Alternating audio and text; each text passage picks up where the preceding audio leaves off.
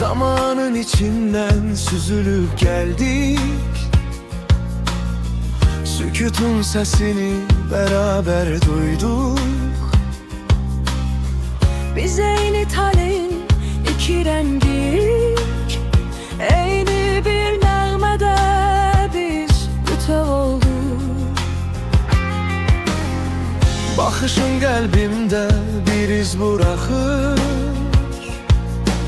sanki bu dünyadan çok uzaqdır.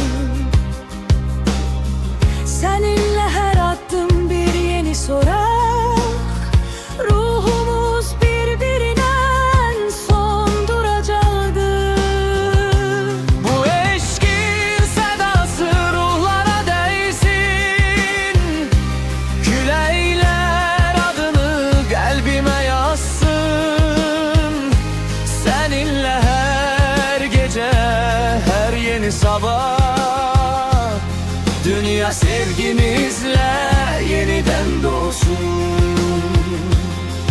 Yollar yorsa bile elimi bırakma, fırtınalar kopsa sen mənə sığın. Gözlerin bəs edər mənə hər anda, Sen tek limanım, sen tek varlığım.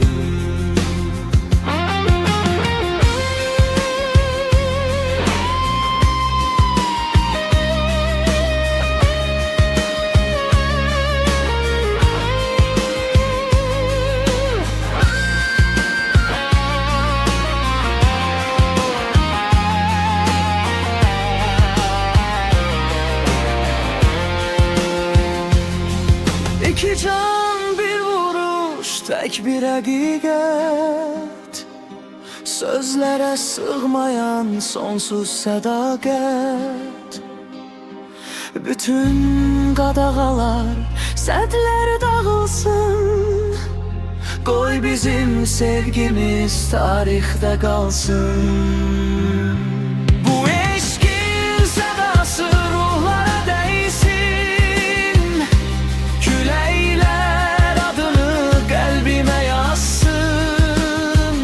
Seninle her gece, her yeni sabah, dünya sevgimizle yeniden doğsun. Yeniden doğsun,